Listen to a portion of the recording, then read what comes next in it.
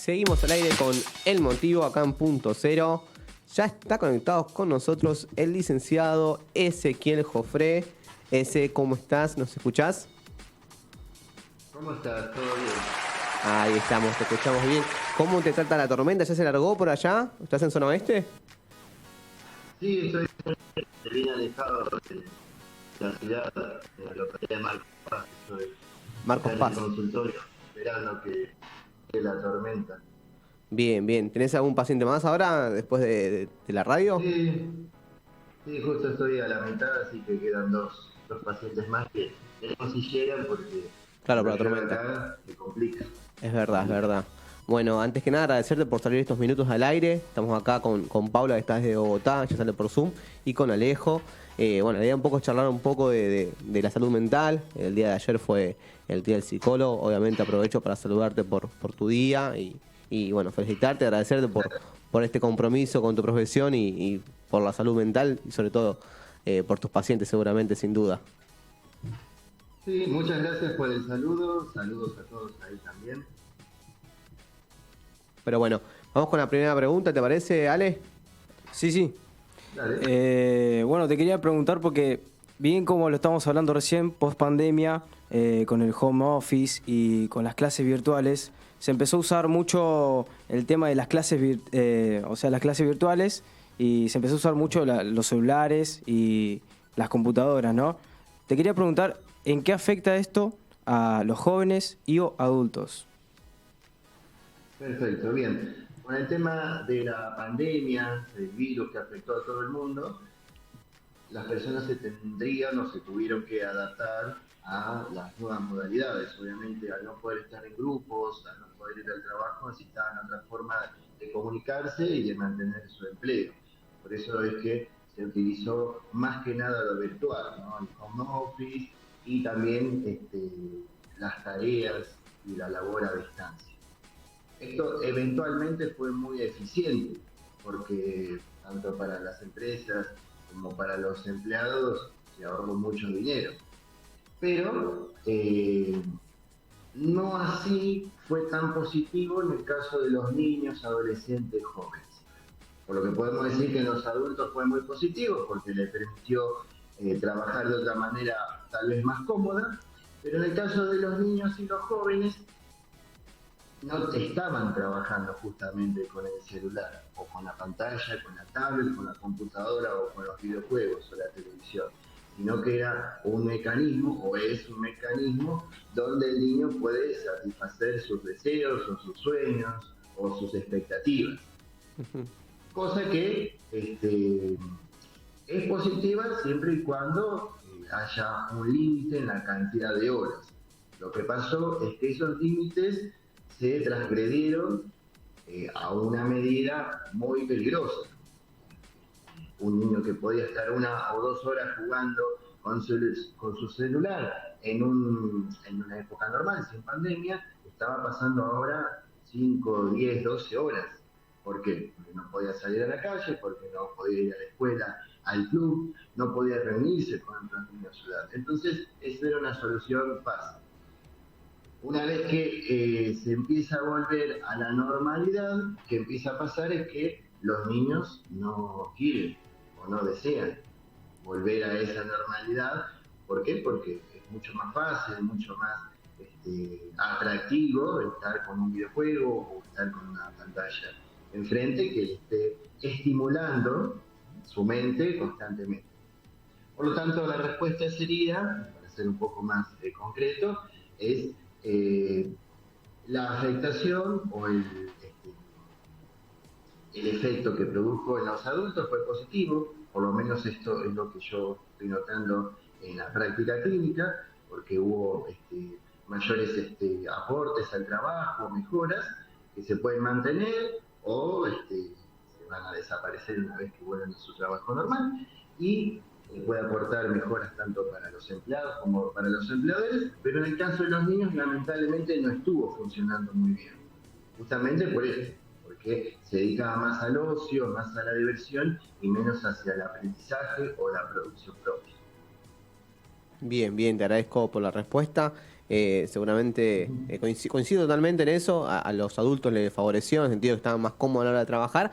Y a los niños, a los jóvenes, como que le afectó, porque pasaron o sea, a estar mucho tiempo con el teléfono, con la tablet o con la computadora, y también como que agudizó esa adicción, porque los niños que usaban 4 o 5 horitas, pero después seguían jugando, porque no había otra actividad para hacer, porque no se podía salir, no había deportes, no había actividades recreativas, no había plazas, no había obviamente escuela, entonces como generó esa tipo de adicción. Tiene un nombre esa patología, ¿no? A los jóvenes o niños que son adictos a las pantallas, Sí, tecnoadicciones. tecnoadicciones. Claro que todo es el conjunto de la Es- Bien, ¿querés profundizar más eso? Básicamente, sí, básicamente uno jugar un videojuego que estimule mucho la mente, que requiera mucha capacidad mental abogada a ese tema, es muy parecido, produce efectos muy parecidos hacia lo mismo que los efectos que produce el opio, la cocaína en el cerebro, o lo que le produce a un adicto al juego, un ludópata, en el momento que está en un casino, en un bingo jugando.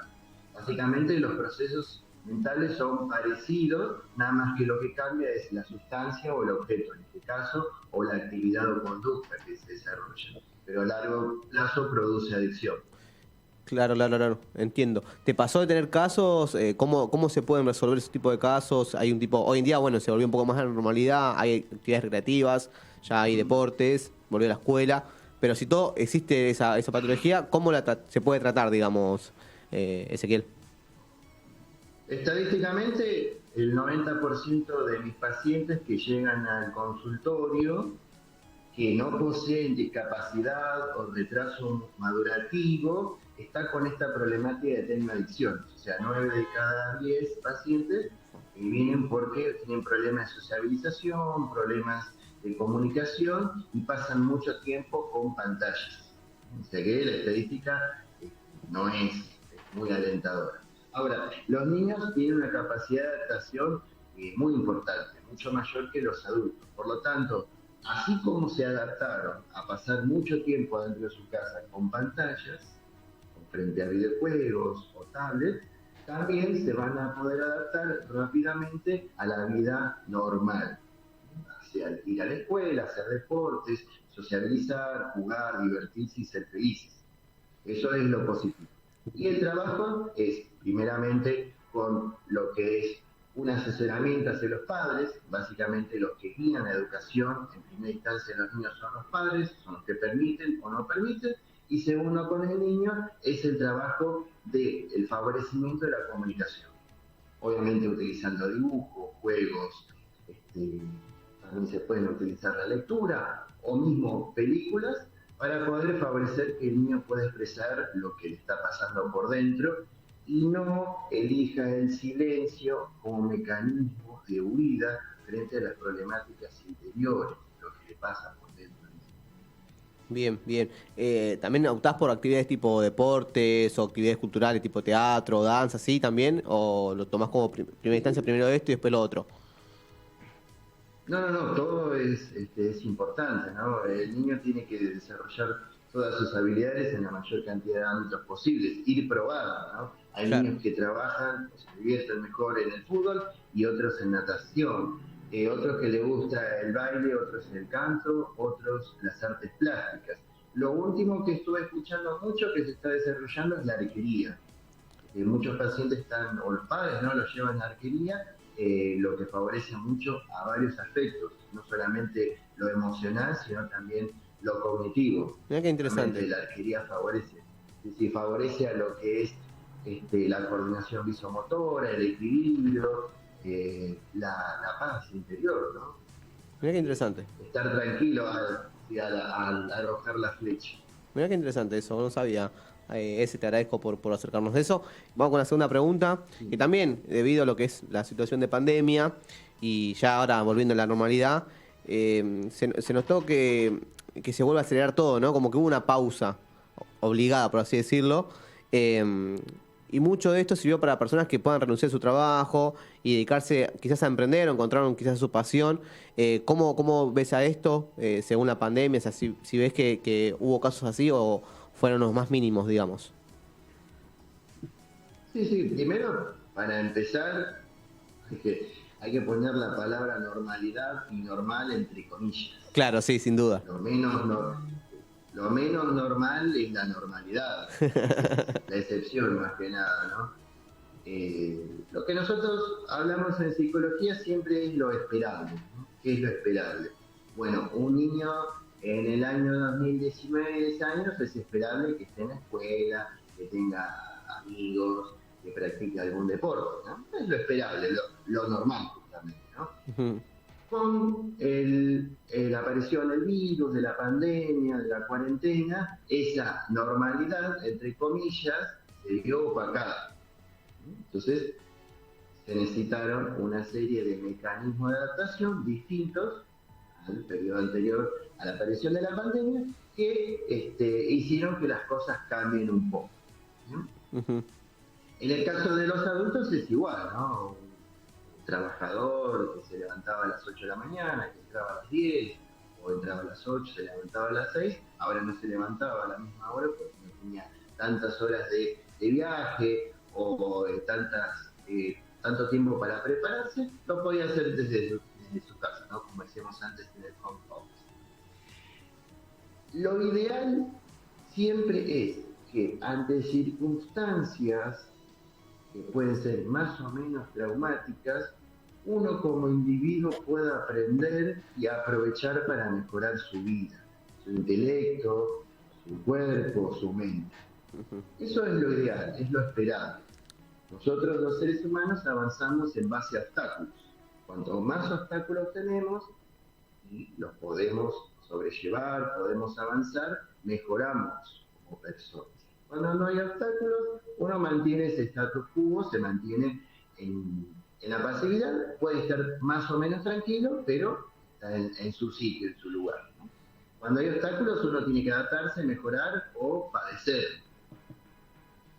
Entonces, lo ideal, decimos, es que la persona pueda aprovechar eso. Personas que, por ejemplo, tenían más tiempo libre, que es lo que se notó mucho, apareció mucho y empezó a estudiar otras cosas. Como tengo más tiempo libre, bueno, empiezo a estudiar un idioma, empiezo a estudiar un posgrado, un curso, quiero aprender a cocinar, quiero aprender a pintar, a dibujar, a escribir. Un montón de cursos aparecieron, o sea, hubo un auge, una explosión de cursos virtuales. Gente que no podía hacer una carrera por cuestiones de distancias, ahora la puedo hacer porque la distancia disminuyó a 0. Claro, claro. Antes tenía que viajar 2 horas, ahora aprieto un botón y ya estoy en la clase virtual. Eso fue muy positivo y muchas personas lo pudimos aprovechar. Lamentablemente, esto no es lo que se ve en el consultorio. La cuarentena, la pandemia, lo que produjo es que las problemáticas que subyacían previas a la aparición del virus, las dificultades, se exacerbaron durante la pandemia, durante la cuarentena y el aislamiento. Es decir, un ejemplo claro, ¿no?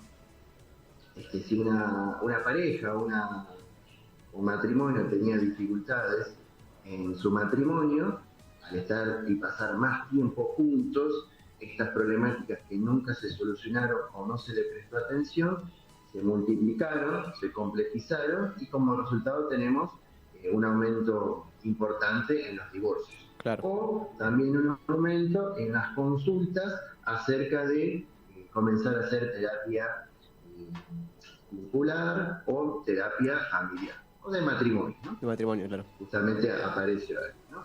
En el otro ejemplo también es personas que tal vez tomaban alcohol, tomaban un poco, a veces de más, pero no llegaban a ser catalogados o diagnosticados como alcohólicos, al no tener o ver que su mundo ha cambiado mucho durante la pandemia, al no tener objetivos claros, al perder el empleo, al alejarse de familiares o perderlos por fallecimiento, este alcoholismo subyacente empezó a aparecer y aumentó justamente los casos de alcoholismo. Alcoholismo, digo, y de otras sustancias también. Claro. Entonces, lamentablemente, los efectos fueron más negativos que positivos. ¿Por qué? Porque las personas no estaban preparadas para afrontar algo histórico, un efecto histórico, un suceso mundial, y tampoco le dedicaron tiempo a trabajar justamente estas problemáticas, ya sea a distancia o con el simple hecho de pensar cómo puedo mejorar como persona. Claro, llegaron todos al límite y ahí empezaron a ir a terapia y demás. Sí, sí, sí, una vez que se empezó a trabajar en el consultorio presencial, en épocas donde no era común que haya mucha demanda de terapia psicológica, por ejemplo, aumentó muchísimo. O sea, hoy por hoy, prácticamente, en el consultorio que yo trabajo, no hay turnos disponibles y hay lista de espera. Ah, buen dato ese porque te quería preguntar juntamente, antes vos dabas por Zoom al principio, en toda la pandemia, digamos, o tuviste un tiempo frenado, digamos, de tener pacientes. No, no, todo el trabajo que se hacía en el año pasado se mantuvo a distancia, por videoconferencia, Zoom, Skype, WhatsApp, todos los canales que hay, Google Meet también, se Ujú. mantuvo por videoconferencia y después, en el caso mío, yo la videoconferencia la empecé a utilizar hace unos 4 años ya, no Ah, solamente para pacientes, sí, pacientes, lo utilizaba por ejemplo pacientes con movilidad reducida, por cuestiones de distancia, por facilidad y porque al paciente le gustaba. Generalmente el paciente es reacio a utilizar la videoconferencia, la mayoría prefiere la presencialidad. Pero en los casos que no se podía, y se utilizaba la videoconferencia, la virtualidad para hacer la terapia. Y también se la utilizaba en los pacientes del exterior, ¿no? Pacientes que eh, preferían tener un psicólogo argentino viviendo en Miami o en Europa, por ejemplo, que buen hay dato más ese. demanda de psicólogos argentinos. Sí. Y esto se mantuvo y lo sigo teniendo. O sea, la atención por videoconferencia a distancia se mantiene, tiene sus facilidades en cuanto a horarios. Hay personas que por trabajo no pueden ir al consultorio de día, o sea, en los horarios normales, prefiere hacer videoconferencia o tener su sesión de noche justamente en la virtualidad. Bien, bien, ese te agradezco por eso. Pau, una última pregunta, ¿te parece? Sí, sí, sí, hola Ezequiel, habla Paula de Colombia, gracias por todo lo que nos compartes. Esto último que ¿Cómo estás? dices, hay algo que me tiene a mí personalmente como preocupada, digámoslo así, con esto que tú dices que pasó con la pandemia, como que se exacerbó muchas de las dificultades que de pronto antes no veíamos porque estábamos un poco distraídos. Digamos que la pandemia nos trajo a nosotros como muchas situaciones de manera más evidente. Acá en Colombia, y de hecho estuve revisando también en Argentina, han aumentado estadísticamente los casos de suicidio. Mi pregunta, más que pregunta, es como tú desde tu profesión, desde tu labor, para aquellas personas que nos están escuchando y que de pronto dicen como que no tengo sentido para vivir, como que estoy pasando por una dificultad tan terrible que no veo salida, como desde tu profesión, como qué le puedes decir a esas personas que nos están escuchando. Acá en Colombia ha aumentado 8 o 9% las estadísticas de suicidio, sobre todo en jóvenes, después de la pandemia. Entonces sí me gustaría mucho que nos contaras y que a esas personas que de pronto nos están escuchando o que nos van a escuchar a futuro, como qué tip, qué les dirías en este momento a esas personas que están pasando por este momento difícil. Sí, sí, justamente el aislamiento, el producto de la pandemia, la cuarentena, fue caldo de cultivo para que trastornos del ánimo como la depresión o el trastorno bipolar eh, surgieran, aparecieran, se dispararan y aumentaran los casos. Y uno de los síntomas que aparece son las ideaciones suicidas o directamente la puesta en práctica de un acto suicida. Lamentablemente esto también apareció en todo el mundo, ¿no? En otras partes del mundo en realidad los números son más preocupantes todavía, hablamos de 10 al 20% en países de Europa, la zona del norte de Europa sobre todo. El consejo que se le puede dar, la indicación es que busquen ayuda desde el primer momento.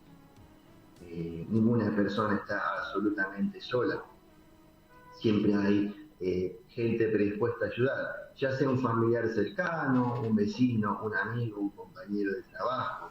Si no surge la ayuda de esas personas, siempre hay una línea de ayuda al suicida, personas que trabajan en las redes sociales, localizando este tipo de pensamientos o este tipo justamente de demostraciones de búsqueda de ayuda, y se dedican justamente a hablar con esas personas para acompañarlos. Y una vez que se localiza que aparece esta problemática, la depresión, trastorno bipolar, hacer un tratamiento consultando a los profesionales y cuidar justamente lo más importante que tenemos, que es la vida.